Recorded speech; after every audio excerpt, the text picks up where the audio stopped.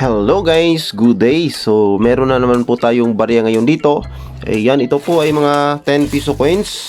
Ayan, so hinati po natin ang worth 1,000 pesos po. So approximately ito po ay worth 500 pesos. So halo-halo po ito guys. Meron pong NGC at meron din pong BSP series. So gagawin natin ngayon ay magko-coin hunting series na naman po tayo. At sana po ay makahunt po tayo ng semi hard to find. At kung certain po tayo, makahunt po tayo ng hard to find. At yun po mga error coins. So semi hard to find po dito sa BSP ay year 2000, year 2014 at year 2016. At ang hard to find naman po dito ay year 2007 at year 2009. So yan po. At ang semi hard to find naman po dito sa NGC ay year 2017. So yan po mga main years na yan ang susubukan natin mag-hunt for today's coin hunting series. At bago po natin ito simulan ay mag-intro muna tayo.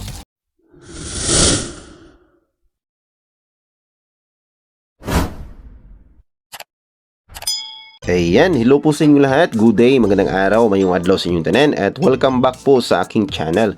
Kumusta po kayong lahat? Sana po ay nasa mabuti kayong kalagayan. So for today's video ay meron na naman po tayong barya dito.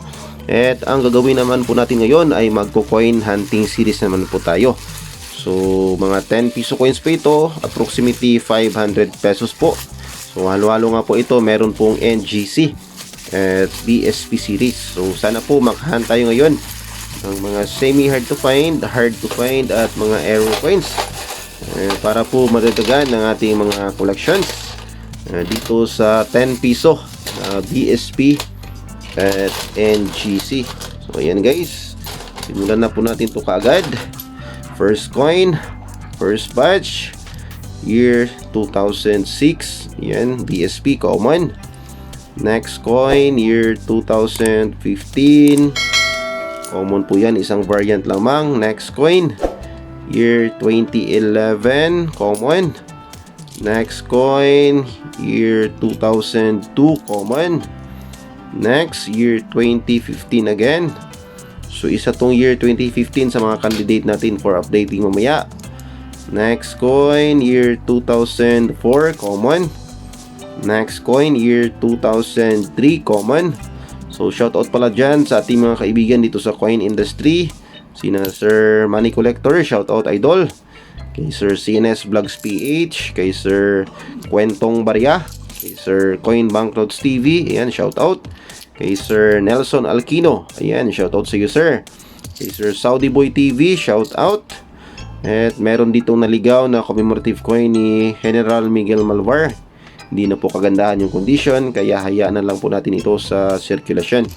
Shoutout din pala kay Sir Eduardo Taytay, ayan, shoutout sa iyo Sir Ed.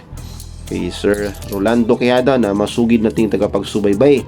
Kahit hindi po siya coin vlogger, ay isa po siyang collector at madalas pong nagko-comment sa ating mga vlogs.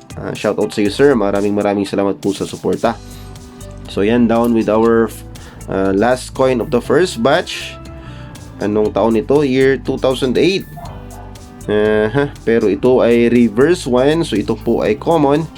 Hinahanap po natin dito ay reverse 2 at yung reverse 3. We are done with our first batch.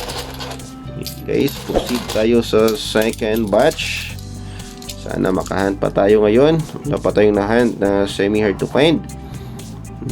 First coin of the second batch, year 2019, common. Next, another year 2019, common. Next coin, year 2006, common din po ito. Next coin, anong taon ito? Year 2003, reverse 2, common. Next coin we have here, year 2018 NGC, New Generation Currency Series. Ito po ay common. Next coin, year 2006, common. Next coin natin, BSP year 2004, isang variant lamang po ito, reverse 1. At ito po ay common. Next coin, year 2019 NGC, common. Next coin we have here, BSP reverse 3, anong mint year? Year 2015, marami na yan. I-update natin yan mamaya. Next coin, year 2005. pero ito ay reverse 1, ito po ay common. Next coin, year 2018, common. Next coin, year 2006, dami rin tong year 2006. At anong nangyari dito sa noo? Bandang noo malapit, yan, sa side. Common yan. Next, year 2018, common. Last two coins, year 2010, reverse 3 yan, common.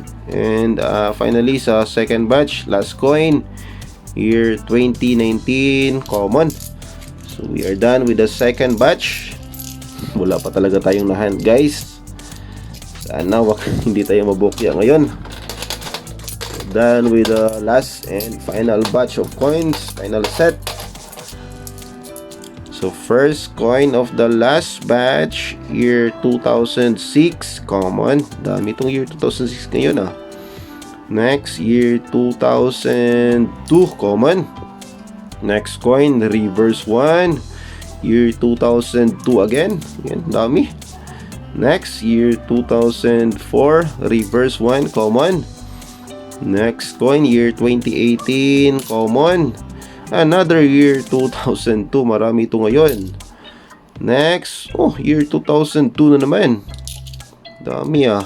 Next, year 2002 naman. Parang nag-ipon yata tong ng year 2002 itong may hawak ng mga baryang ito kasi napabarihan lang po natin ito. Year 2006 naman. Next coin, year 2018. Next, year 2004. Yan. Medyo maganda pa sana pero madumi. Yan. Daming mga ganyan. Next, year 2019. NGC, common.